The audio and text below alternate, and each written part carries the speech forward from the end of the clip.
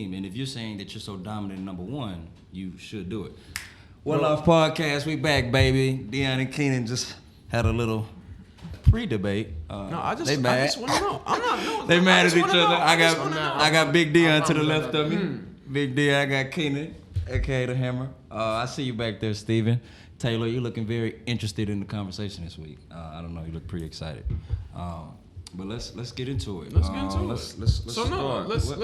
Start with what we were just talking about. Start with the first comment you said of the podcast. What was it?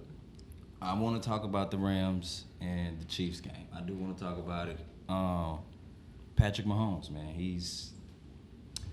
I think we have not seen a quarterback this successful since Ben Roethlisberger. I was telling Taylor that when he come in rookie year, just winning, and I think he's even a little better than Big Ben because. Is it rookie or is it sophomore year this year? Definitely this is his rookie. This is sophomore. This is sophomore year. Oh, sophomore. Okay. Oh, sophomore year. Okay. He only started one game last year. Okay. So this is kind of his first year really playing, getting into it. That it wasn't a passing league when Big Ben was at the Steelers so early. You know, it was a run heavy, great defense, and you know they kind of relied on that when Big Ben made that early run to the Super Bowl early in his career. Do we think that Mahomes is gonna make this run? Are the Chiefs gonna get to the? Do y'all think they're going to the Super Bowl? I like it. Well, I don't think they're gonna get to the Super Bowl. But I like him because he's a success story. Like when he first got drafted, I think he was projected to go like third round. Nobody had him first round, and I remember when Chiefs made that pick, everyone, even the guys on TV, were like, "What the heck is going on? You guys are drafting this guy?" You know what I'm saying? Like people were like, "What?" This guy wasn't on anyone's board to go first round. Okay. He probably would have still been available next round at the Chiefs pick. To be real with you, nobody had him going first round, and look what happened. You know, that was like I told you so pick for the Chiefs. Like, you know, I told you it wasn't a dumb mistake. I did this. You know. You got the Rams coming out the NFC? I do. And I think the Chiefs can come out the AFC, but I think overall the Chiefs. I feel like they're magical, and I've seen they have so many explosive plays. They have so much offense, and their offense is a lot of time predicated on those special explosive plays. Mm-hmm. I just like that's hard to sustain playoffs. Everything is tight. The margin for error gets there. You know, mistakes really cost you. Defensive tighten up. It's just hard to think that they're just going to be out there just throwing bombs all game long. Now, do they have the players to do it? Yes. It's not going to change. So, But I'm just saying, do I think they could do that? No. And I haven't seen them grind a game out this year like they will have to at some point in the playoffs. So I think that can possibly trip them up. But at the same time, like I don't know. Like they have a fair chance of doing it because Tyreek Hill's still going to be there. I'm going to throw this alley-oop in there. I know y'all going to go. Is Marcus Peters the weak chain on the team as far as defensively with the Rams? When the Saints played him, Michael Thomas abused him, dude. And that was his first game playing man-to-man on a receiver. Abused. I mean, when people say, like, oh, you look like chicken with your head cut off, you actually can make the case with bro. Like, I think the touchdown where Michael Thomas hit, literally, he planted the phone on the play. You see Marcus Peters just looking, you know, kind of trying to make the last-second call, boop, touchdown. Is he going to be – is he a top corner in the league? No, also, that was his first game playing man-to-man for a long period of time throughout the game, for even more than half of the game. Mm-hmm. Is he an elite corner? Against a good receiver. I don't think he's an elite corner. I don't think he's at the elite level. He has had some success with he's had picking. A lot of success. Right. Early on. I think he led the league in interceptions for a couple, maybe 2 years back to back. I know for sure 1 year. For sure 1 year he did. Keenan, I see you over there. No, I'm just, you said the statement about the play where he picked up the phone in the end zone. That play right there was Marcus Peters being Marcus Peters. Any other corner would have went and let the ball go and try to tackle the man. Marcus Peters tried to jump up and use his vertical. Tried to shortcut it in. That's him being a gambler. That's how he plays. You know what you're getting when you got him. They understand that he is a gambler. He is a big play player. Like I'm not out here playing for for tackles. I'm either trying to, when you see him tackle people, he don't wrap up, he try to strip the ball. That's true. You see him, he's a very aggressive. He always go for the pick, he gambles. He gets beats a lot of times on double moves. Like if you double move him, the likelihood of you getting that is high. But to me, I think Michael Peters has the best, I think by far, ball skills for any cornerback in the NFL. Like in one-on-one situation with him and receiver, he has the best ball skills for a cornerback. Yes, in the terms of elite, some people would say he's not. I think he is, and I think he is for teams that got him because you understand what you're getting. I think you're looking at the time with Michael Thomas, him playing man. That just makes that's no, Talib.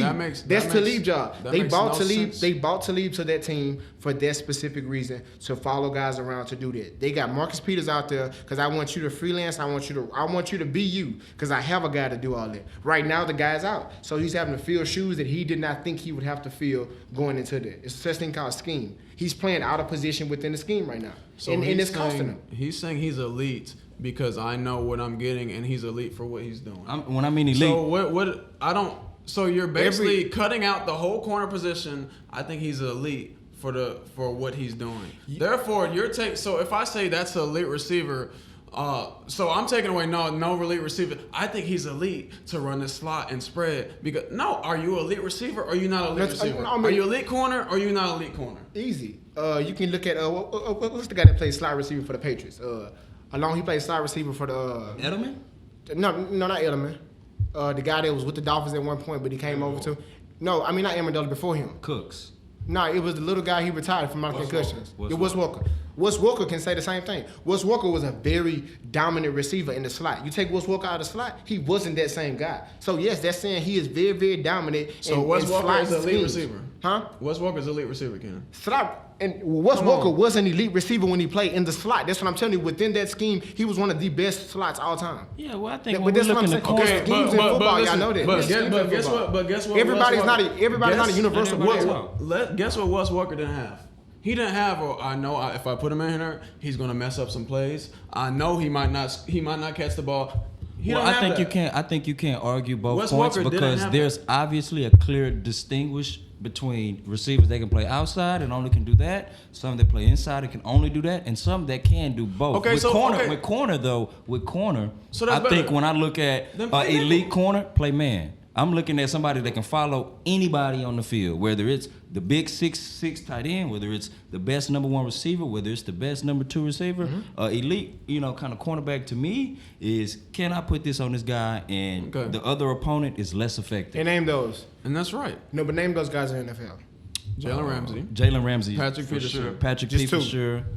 Just two. So thank you. So y'all are talking about Jalen Ramsey and Patrick Peterson. So basically, those are elite. So it's when you use the word elite, that means top tier. I mean, so basically, with no stipulations on it, it's just two elite corners. But if you put stipulations on it, some people would say, I'm sure there's a lot more. Name them if y'all know so many more. We'll look up. I'm not going to speak on things I don't have hard facts on. If they're elite, you know their names. So basically, what I'm saying is, no, that's not always right. Because just like last year, you said.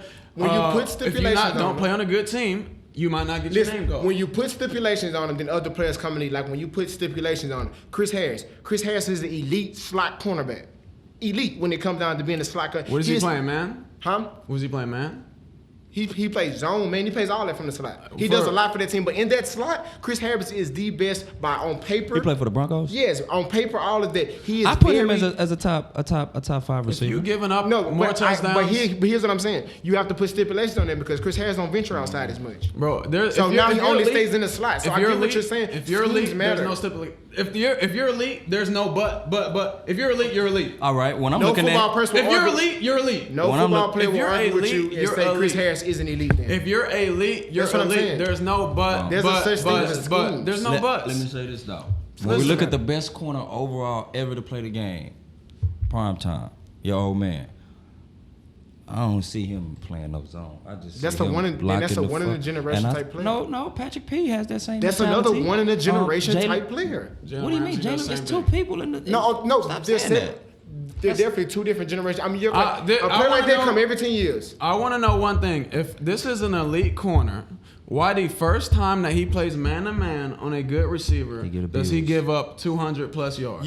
If you're an elite corner. But you don't know that that's his very, very first time ever playing man-to-man. Come on, bro. We talk to the coaches. We talk to the coaches, He's bro. never played. We talk to the coaches. Any snaps of man, though? I'm just saying something. If this man, this whole time, he played man that whole entire game. And what happened to him? That is his first game. He played man from the slot. Yes, he wasn't. That's his first game. He played man the whole entire game. And they made him move on. He was uncomfortable doing it. And yes, he didn't play as well. Okay, so put an elite corner out there. He's not uncomfortable. I think we came to the conclusion. Put an elite corner out there. He's not uncomfortable. Schemes matter. You never know when you when you move certain players around, how they feel when they do it for the first time. He hates being wrong. Schemes matter. He hates being wrong. No, I'm just saying you make it seem like elite. I'm not elite. Matter. We talk to personal people behind the scenes that said this. They have the same opinion on that had the same opinion that he's not elite. And what I'm saying is if I have to make up stipulations, well, if I do this, that's what schemes are for. If I do this, that's football. That's what schemes are for. Bro. That's what schemes are for. Certain people are great. I got a quick question for y'all, man. That's a real thing. I don't even watch football that much. Keenan's the biggest Marcus Peters fan ever. No, hey, I like Marcus Peters, but you're a huge fan. Schemes matter.